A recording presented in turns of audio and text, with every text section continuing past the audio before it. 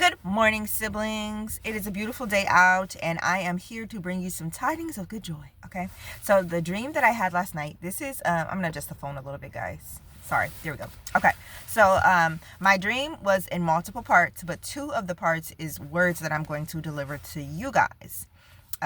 These two dreams kind of, they don't really correlate, but they go hand in hand just a little bit. Okay, so I'm gonna get to the first part of the dream first in the interpretation, and then I will tell you guys the second part of the dream and the interpretation. So the first part of the dream, I was at like a house. I don't know whose house this was. It wasn't my house. I was on the porch. In front of me, just a little ways down the stairs, there were some men, maybe 2 to 3 men. I could not see these men's faces. I did not know who they were. This told me right from the jump that these are adversaries. Could be witches or warlocks. Okay, these were men, so I'm going to assume warlocks. And then in front of them, they were looking at the same thing I was looking at, which was there was a grassy area. It looked like to be shaped in like a rectangle. It was a long grassy area, fenced-in area. And inside that fence, there were 3 lions. A male lion, a female lion, and a baby cub. They were on guard. You could tell they looked like a picture perfect family. Like if you were to take family photos, like you would be sitting here, your husband or wife would be sitting there, and then your child would be on your lap. It kind of looked just like that, the way that they were positioned. Okay, the cub was like running around a little bit and kind of roaring, doing the thing, but the mom and dad lion were sitting there like on guard, right? And so at some point, I began to go up on the porch just a little bit, and then there was only one man. He never turned around. I still could not see his face. I only could see the back of his head.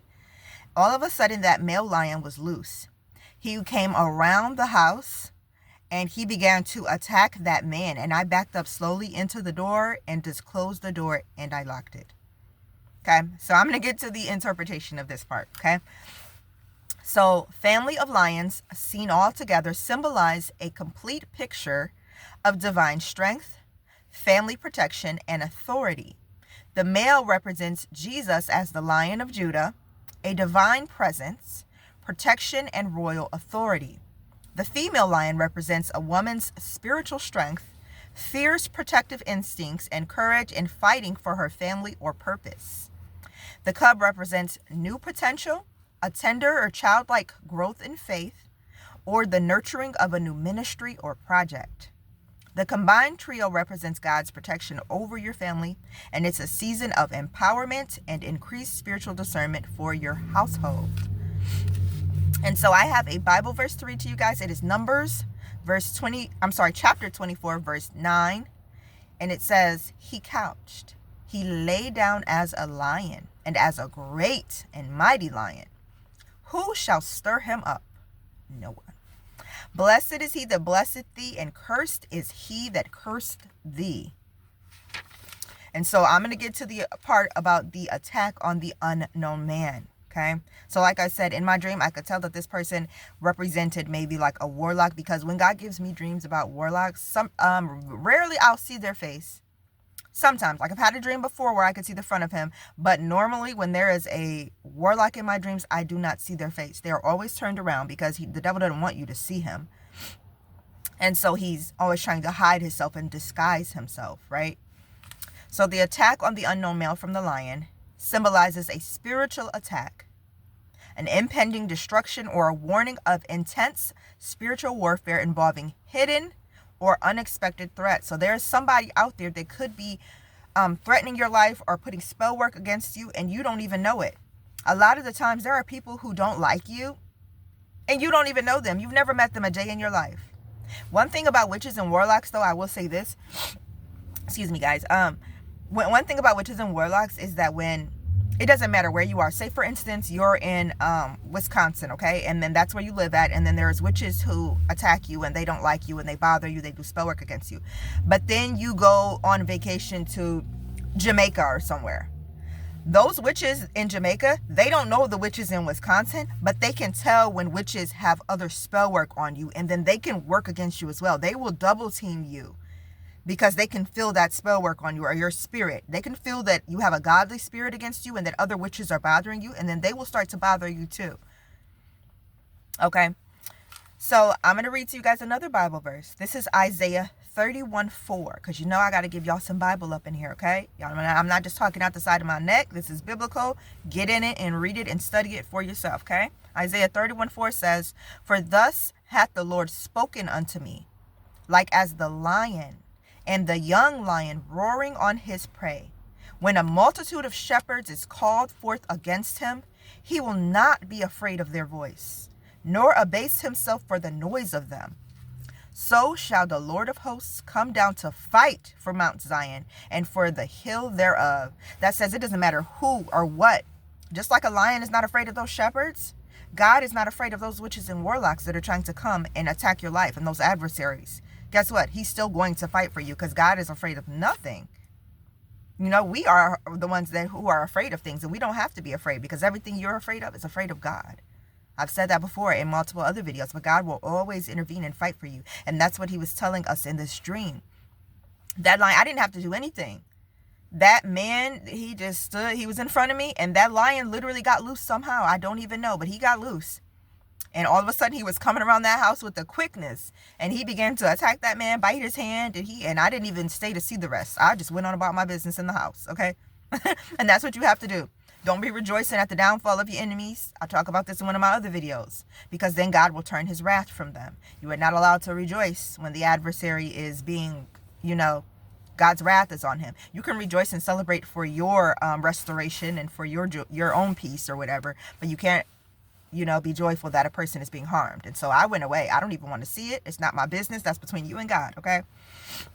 So now let's get to the second part of this dream. In the second part of the dream, it was pretty short and sweet. I was in a restaurant and I was celebrating my birthday. And there was a young man that was sitting next to me, and me and him had a shared celebration. Like, this was both of our birthdays. I don't know this man. I've never seen him before in my life. But somebody, like one of the people who worked at the restaurant, maybe they brought out a birthday cake and it said happy birthday on it. And the birthday cake was for both of us. It was a shared birthday cake, okay? So I'm going to get to the interpretation of this part of the dream. The birthday or restaurant celebration signifies a season of spiritual nourishment, fellowship, joy, and represents a new beginning or fresh season of life ordained by God. It highlights personal growth and a time to rejoice in the life God has provided for you. The restaurant represents a place of ministry or a church where you are being fed God's word. The shared cake symbolizes the sweetness of life and divine blessing. It represents the joyful sharing of God's goodness with others. Because like I said, we were sharing this cake together, me and this person. So it is very important to be fellowshipping with others. And I know some of you guys are like probably homebodies, you don't like to be bothered, which in a sense, I'm the same way. But the Bible also says, where two or more are gathered in my name, there I am in the midst. So it is very important for us to be doing fellowship. Even if you're just going to volunteer and serve others with like your church, or even at other different churches. It's okay to visit other churches. But yeah, so we were celebrating together. We were celebrating victory. We were celebrating fellowship, joy, peace. And that tells us that God is on his way. He is going to make a way. He's going to provide for you. He is going to bring you that peace that you've been praying for. So somebody out there, this is confirmation to you. You've been asking God for peace and joy, and for this, all the stuff that's happening to you to be over, right? You guys have been asking for the spiritual warfare to be over. I've been asking for the spiritual warfare to be over. And this is my second dream within a couple of weeks about a celebration, right? And the other dream was about the red, white, and blue, the celebration. I don't know if you guys watched that video or not, but I talked about that in a different dream where we were celebrating red, white, and blue, and there was a festival.